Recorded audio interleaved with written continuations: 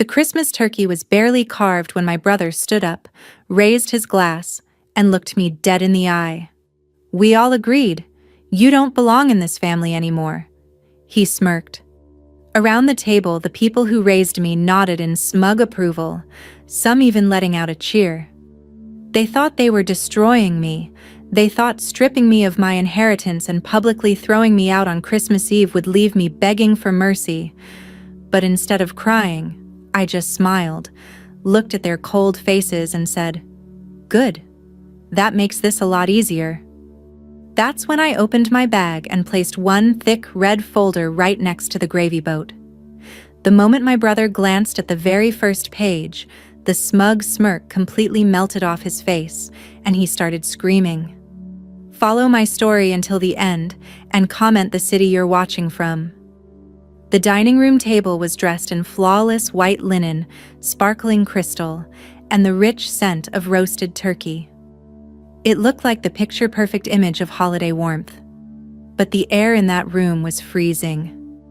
I am Jennifer.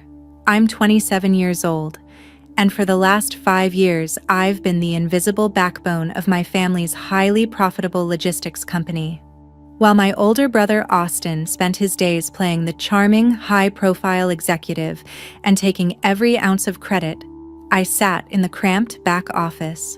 I managed the supply chains, balanced the erratic ledgers, and quietly kept our entire empire from collapsing under his reckless mismanagement. But Austin always wanted total control. The clinking of silverware stopped instantly when Austin suddenly stood up, raised his wine glass high, and looked down at me with a chilling, arrogant smirk. We all agreed. You don't belong in this family anymore, Jennifer, he announced loudly, his voice echoing across the room. I looked at my parents, expecting shock, but instead, they just smiled and nodded in smug, cold approval. My uncle even let out a soft cheer from the corner of the table. Austin then triumphantly dropped a set of legal papers right next to his plate. My parents had officially signed over 100% of the family estate and all corporate business shares directly to him. I was being stripped of my inheritance, fired from my position, and publicly discarded on Christmas Eve.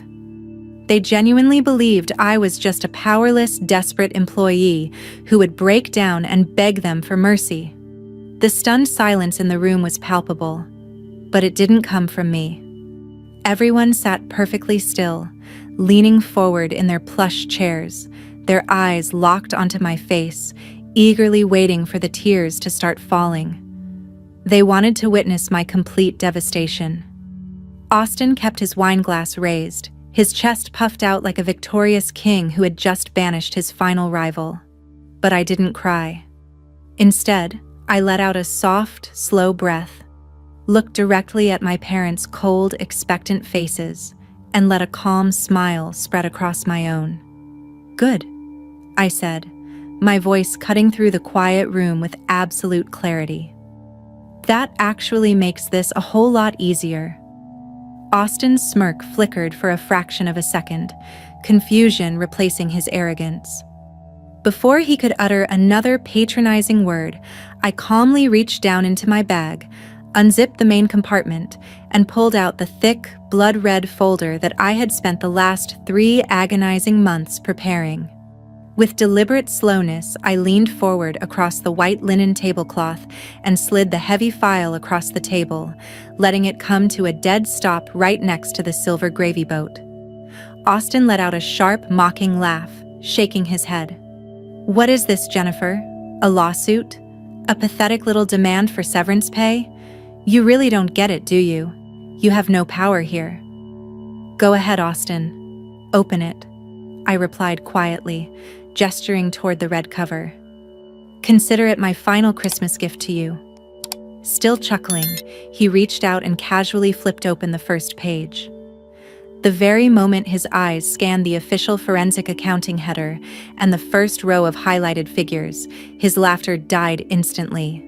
The color completely drained from Austin's face, turning him a sickly shade of gray under the warm dining room lights. His hands began to visibly tremble, rustling the heavy paper as his eyes raced frantically down the spreadsheet. For months, I had sat quietly in my dull back-end office, noticing strange, unexplained discrepancies in our shipping logs and sudden, massive drops in our liquid capital. Austin thought I was just a blind, compliant worker bee who blindly plugged numbers into software without actually looking at them.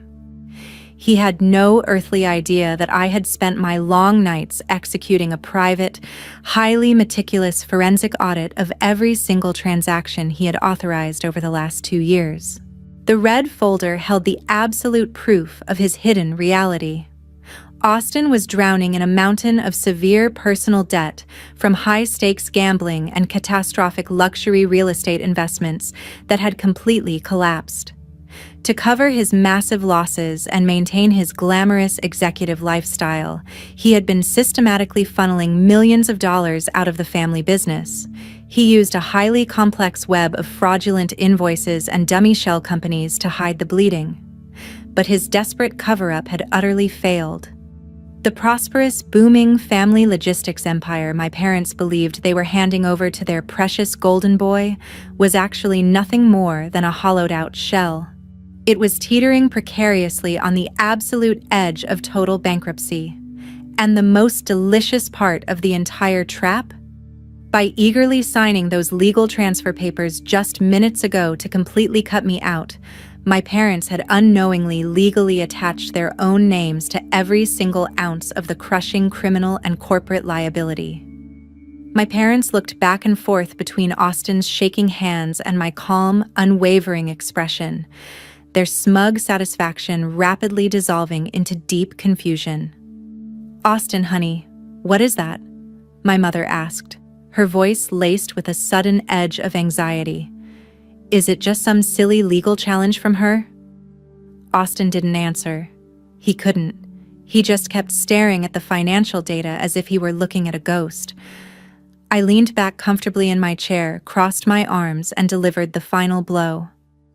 "You see, Mom, Dad, for the last 2 years, Austin hasn't been building an empire. He's been digging a grave. And you both just willingly jumped right into it." I pointed directly to the legal transfer papers Austin had proudly dropped on the table moments ago. I was the only one managing the actual cash flow. I was the one manually delaying payments, negotiating with terrified vendors, and quietly shifting legitimate revenue to cover the massive financial cracks Austin was leaving behind. I kept the wolves from the door because I thought I was protecting my family's future.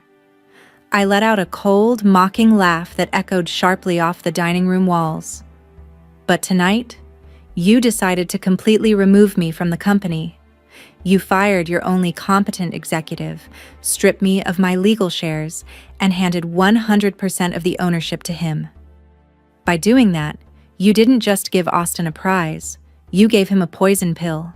Because of the specific corporate clauses you just signed, Austin is now solely and legally responsible for the $24 million in crushing corporate debt and fraudulent loans he pulled out in the company's name. And since you two co-signed the overarching asset transfer to protect his victory, your entire personal estate, your savings, and your retirement fund are now permanently tied to that exact same black hole. You aren't rich anymore. You are completely ruined. Austin suddenly slammed his fists onto the table, rattling the crystal wine glasses and sending a fork clattering to the floor. "Shut up! Just shut your mouth, Jennifer!" he screamed, his face violently twisting into a mask of pure, unadulterated panic. The commanding, arrogant executive who had tried to banish me just minutes ago was entirely gone. In his place stood a terrified white-collar criminal who realized the cage door had just locked from the inside. He threw the red folder directly at my parents, his voice cracking hysterically. "You have to give me your personal savings. Jennifer, you have to fix this right now. Transfer your private accounts into the logistics firm or I am going to federal prison." The sheer terror in his voice broke the room's illusion. My mother let out a sharp gasp, her hands flying to her mouth, while my father stared blankly at the forensic audit sheet, his chest heaving as the brutal reality of their absolute financial ruin finally sank into his brain. Instantly, the very people who had been nodding and cheering for my destruction just moments prior completely switched sides.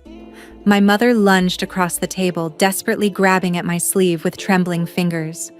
"Jennifer, please, baby. We didn't mean it. We're a family. You're our brilliant girl. You can save us from this. Please don't do this to your own flesh and blood." I calmly stood up, brushing her hands off my coat with cold deliberation. I looked around at their pale, terrified faces one last time. "You cheered when he threw me out," I said quietly, my voice dropping to a freezing whisper. "You made your choice. Now live with it."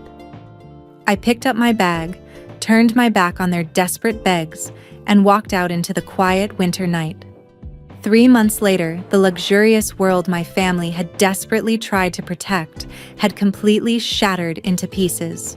Austin's frantic attempts to cover up the massive financial bleeding failed spectacularly, without my back-end management to hide the cracks. The primary vendors, completely terrified by the sudden lack of communication and missing payments, immediately pulled their contracts, sending the entire logistics company into an unstoppable tailspin. With no liquid capital left to exploit, Austin was forced to officially file for Chapter 11 corporate bankruptcy. But it was already far too late. The ironclad forensic evidence detailed inside my red folder had mysteriously found its way onto the desks of federal investigators, who quickly launched an aggressive criminal investigation into his systematic wire fraud and grand larceny. The fallout hit my parents just as brutally, because they had eagerly co-signed those fateful asset transfer papers on Christmas Eve to guarantee Austin's absolute control. The primary corporate creditors waste no time coming after their personal assets. They were legally forced to liquidate their beloved estate, sell off their luxury vehicles, and completely drain their remaining retirement funds just to avoid facing criminal charges of their own as corporate accomplices. They lost absolutely everything they had tried to strip away from me. Meanwhile, I watched the spectacular collapse from a comfortable distance. I used my pristine credit rating, untainted financial record, and my actual supply chain expertise to quietly launch my own independent logistics consulting firm. Within weeks, the very same high-profile clients who had abandoned my brother's failing business came knocking on my door, eager to sign contracts with the one person who had actually kept the empire running. Stepping out into the crisp winter air that Christmas night was the exact moment my real life finally began. Getting publicly cut off by the people who were supposed to love me felt like a brutal betrayal at first, but it portfolio turned out to be the absolute greatest gift I could have ever received. It permanently shattered the heavy chains of family obligation and forced me to realize my own immense worth, independent of their toxic approval. Today, my new independent firm is thriving, and I am accountable to no one but myself. Now, I'm incredibly curious about all of you who have listened to my story until the very end. What would you have done if you were standing in my shoes at that dinner table? Would you have walked away cleanly or handled it differently? Comment your thoughts below. And meanwhile, I am leaving 2 other incredible stories on the final screen that are absolute channel favorites. They will definitely surprise you. Thank you so much for watching.